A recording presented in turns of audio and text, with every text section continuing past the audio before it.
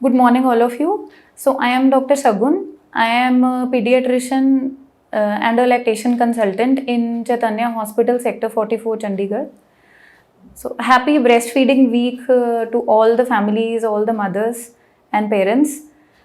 तो जो मेरे टॉपिक का नाम है, बहुत ही डीप मीनिंग है उस चीज़ का कि breast feeding is a gift that lasts a life time. तो आज इस इनलाइटनिंग सेशन में मैं आपको कुछ नॉर्मल जो प्रॉब्लम्स होती हैं मदर्स को, बेबीज़ को ब्रेस्ट फीडिंग से रिलेटेड, उस पे बात नहीं करूँगी। मैं इस चीज़ पे बात करूँगी कि जो साइंस है ब्रेस्ट फीडिंग की, कि क्यों उसे देना है, उसके फ़ायदे क्या हैं, मैं उस पे बात करूँगी जितना पेशेंट फ्रेंडली, पेरेंट्स फ्रेंडली बना के मैं बात कर सकती हूँ उसमें। तो आई होप आपको ये सब कुछ अच्छे से समझ आएगा। तो ब्रेस्ट फीडिंग जो है वो एक नेचुरल प्रोसेस है, एक नेचुरल इंस्टिंक्ट है। उसको सिखाने की, उसके लिए बाहर से कुछ एक्स्ट्रा करने की, मदर के मिल्क के लिए या बेबी को ब्रेस्ट फीड करना सिखाने के लिए ऐसा कुछ करने की ज़रूरत नहीं है। तो बेसिकली ह्यूमन बीइंग्स मैमल्स हैं, तो मैमल्स में और इतने एनिमल्स होते हैं। अगर आप ऑब्जर्व करें फार्म हाउसेस में क्या होता है, अ बेबी इज़ बॉर्न और वो पैदा होते ही अपनी मदर का मिल्क अपने आप फीड करने लग जाता है। तो the same thing happens in humans also. Humans में भी ब्रेस्ट क्रॉल नाम की एक प्रोसेस होता है जिसमें बच्चा बॉर्न होते ही मदर की टमी पे डाल देते हैं, तो वो अपने आप क्रॉल करके मदर की ब्रेस्ट से फीड लेने की पूरी क्षमता रखता है। तो इतना इंटेलिजेंट होता है एक न्यूबॉर्न, इतने अच्छे होते हैं उसके फीडिंग रिफ्लेक्सेस। दूसरी चीज़ है कि जो मदर में ब्रेस्ट फीडिंग करने की प्रिपरेशन होती है वो प्रेगनेंसी के टाइम से ही शुरू हो जाती है, ब्रेस्ट डेवलपमेंट शुरू हो जाती है। और हॉर्मोन्स के लेवल्स कुछ इस तरह होते हैं कि वो प्रेगनेंसी के टाइम पे ब्रेस्ट फीडिंग शुरू होने नहीं देते हैं। तो लेबर के टाइम पे, डिलीवरी के टाइम पे जो हार्मोनल चेंजेस होते हैं उनमें कुछ इस तरह से चेंज आता है कि ब्रेस्ट फीडिंग शुरू होने की पूरी तैयारी बर्थ या डिलीवरी के टाइम पे ही हो जाती है।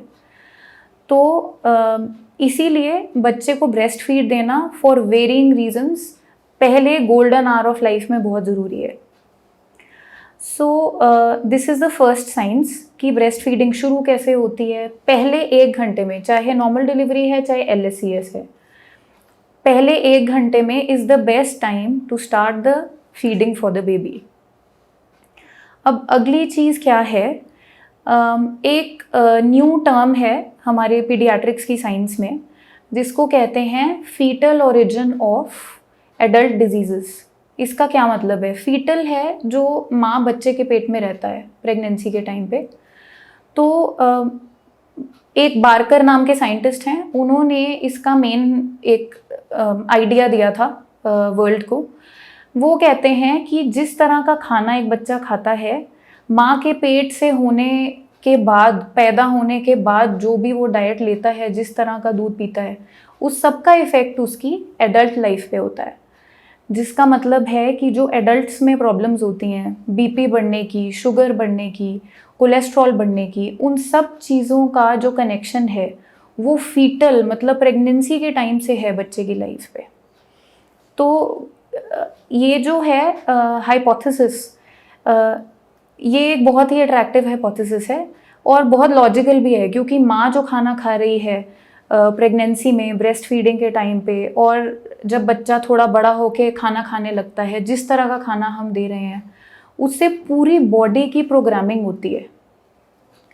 तो ये चीज़ डिसाइड करती है कि आपका बच्चा पूरी लाइफ में कितना हेल्दी रहता है, कितना इश्यूज होते हैं उसको।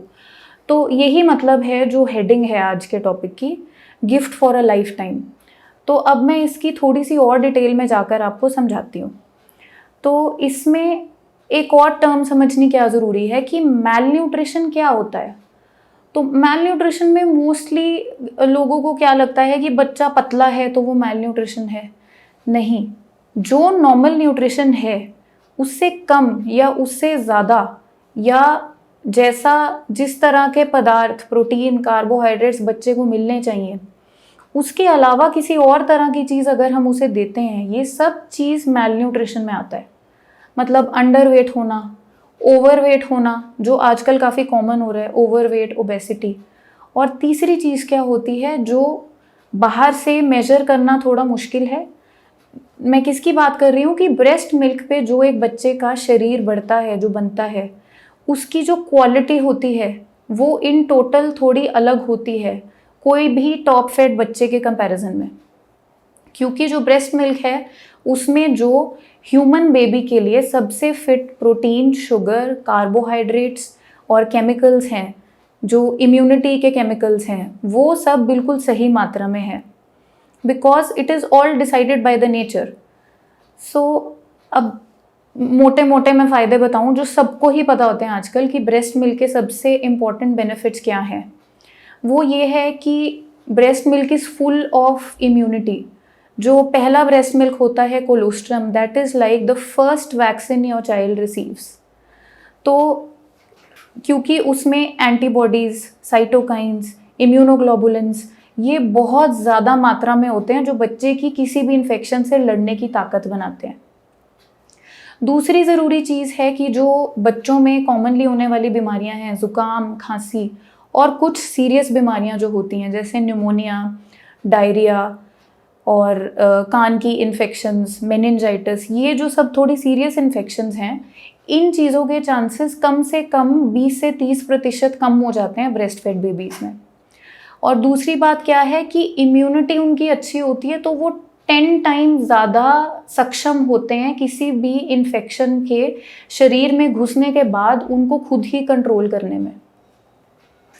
अगला ज़रूरी बेनिफिट क्या है कि ऑटो इम्यून डिजीज़ेज़ एक ग्रुप होता है, एलर्जीज़ होती हैं, जो बच्चे छींकते बहुत हैं, वीजिंग बहुत होती है, नेबुलाइजेशन, भाप वगैरह ज़्यादा देना पड़ता है, ये सब चीज़ें कम होती हैं ब्रेस्ट फेड बेबीज़ में। कैंसर्स के चांसेस भी कम हो जाते हैं। अगली चीज़ है बॉडी की डेवलपमेंट में ब्रेस्ट मिल्क कैसे हेल्प करता है। तो ब्रेस्ट मिल्क में कुछ केमिकल्स होते हैं जिनका नाम है DHA, ARA, और ये जो दो हैं ये आपको फॉर्मूला मिल्क के भी कई डब्बों पे लिखा हुआ मिलता है, but let's face it, nature जो नेचुरल चीज़ है उसका कोई किसी तरह का कंपैरिजन नहीं है। बिल्कुल वैसा ही DHA, ARA बनाकर फॉर्मूला में डालना इज़ इम्पॉसिबल। तो वो हेल्प करता है आईज और ब्रेन की डेवलपमेंट में। तो ये हुआ, और उसके अलावा जो बेबी सक करता है तो उसकी जो मुंह की मसल्स हैं वो बहुत अच्छे से डेवलप होती हैं। नेक्स्ट बेनिफिट इज़ कि मदर और बेबी की बॉन्डिंग बहुत अच्छी होती है। तो ये सब हैं जो मेजर बेनिफिट्स हैं। उसके बाद अगला ग्रुप ऑफ बेनिफिट्स है मदर्स को। वो ये है कि उनको कैंसर्स होने के, ब्रेस्ट और ओवेरियन और यूट्राइन कैंसर्स, इनके चांसेस कम हो जाते हैं अगर वो अच्छे से ब्रेस्ट फीड करती हैं बच्चे को, till at least 2 years of life. और उसके बाद बहुत लोगों को ये डाउट होता है कि ब्रेस्ट मिल्क बंद कब करना है। तो वो एक नेचुरल माइलस्टोन है बच्चे की डेवलपमेंट में जो बच्चा खुद डिसाइड करता है, और मदर अपनी वर्किंग कंडीशंस और जितना कंफर्टेबली वो ब्रेस्ट फीड कर सकती हैं बच्चे को, ये दो चीज़ें डिसाइड करती हैं। तो ये जो माइलस्टोन है ये 3 to 7 years के एज के बीच में बच्चे और मदर के कंफर्ट पे ब्रेस्ट फीडिंग को डिसकंटिन्यू करना चाहिए। 2 years की एज तक एटलीस्ट ब्रेस्ट फीड करना चाहिए, और 6 months की एज से खाने के साथ साथ ब्रेस्ट फीड करना चाहिए। बेसिकली जो काऊ मिल्क और जो फॉर्मूला मिल्क है उसके कंपैरिजन में अगर मदर का ही मिल्क चलता है बच्चे को 2 years की एज तक, तो उसकी तुलना कोई चीज़ नहीं कर सकती। That is the best for the child's health and the entire life. तो ये है। और दूसरा है कि जो मदर को ब्लीडिंग होती है यूट्राइन कैनाल से नॉर्मल डिलीवरी के बाद और सिजेरियन सेक्शन की डिलीवरी के बाद, तो जब बच्चा ब्रेस्ट फीड करता है अच्छे से, उससे भी कई हार्मोनल चेंजेस आते हैं मदर की बॉडी में, जिससे ब्लीडिंग का रिस्क कम हो जाता है, ज़्यादा ब्लीडिंग का रिस्क। नेक्स्ट थिंग इज़ कि क्योंकि मदर इन्फेंट बॉन्डिंग इतनी अच्छी होती है, तो जो मदर्स में एक एंटिटी नोन है पोस्ट पार्टम डिप्रेशन, वो चीज़ काफ़ी कम हो जाती है चांसेस में, क्योंकि मदर इतनी खुश रहती है बच्चे के साथ, मदर और बेबी का डायड इतना खुश रहता है, तो डिप्रेशन के चांसेस कम हो जाते हैं। नेक्स्ट थिंग इज़ कि जो आइडियल स्पेसिंग टाइम होता है एक डिलीवरी होने के बाद, एटलीस्ट 2 to 3 years, जो स्पेसिंग होनी चाहिए नेक्स्ट बच्चे से पहले, उसको अचीव करने में breast feeding is like a natural contraception. तो ये है मेन बेनिफिट्स। इसके अलावा जो बहुत अट्रैक्टिव बेनिफिट्स हैं जो मेजर नहीं किए जा सकते, पर बहुत स्टडीज़ में ये चीज़ें बाहर आई हैं कि एक एंटिटी है जिसका नाम है फर्स्ट 1000 डेज ऑफ लाइफ। अब 1000 डेज, 1000 दिन बच्चे की लाइफ के पहले, वो कैसे डिवाइड होते हैं? उसमें से पहले 270 दिन, 9 महीने वो हैं जो बच्चा माँ के पेट में रहता है। अगली चीज़ है 730 डेज। 730 डेज हैं पहले 2 साल बच्चे की उम्र के। तो जब से बच्चा कंसीव हुआ माँ के पेट में, तब से लेके पहले 2 साल की उम्र तक गोल्डन 1000 डेज होते हैं, जिसमें क्यों कहते हैं उसको 1000 golden days?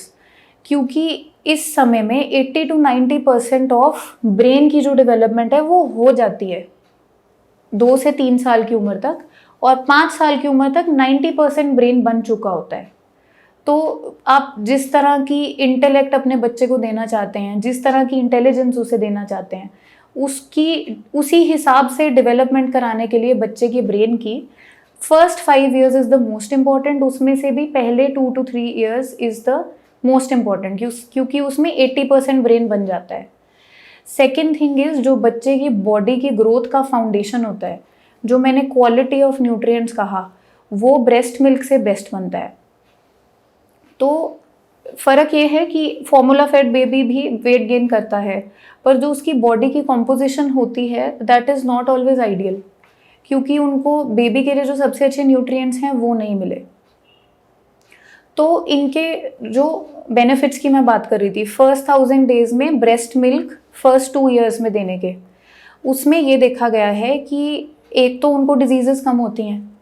Next thing is कि जब बच्चे स्कूल में जाते हैं, बच्चों को स्कूल में एडजस्टमेंट का इशू होता है, लर्निंग डिसेबिलिटी होती है, तो जो एक्सक्लूसिवली ब्रेस्ट फेड बेबीज़ होते हैं वो 4.5 टाइम ज़्यादा अच्छे ग्रेड्स लेते हैं टॉप फेड बेबीज़ के हिसाब से।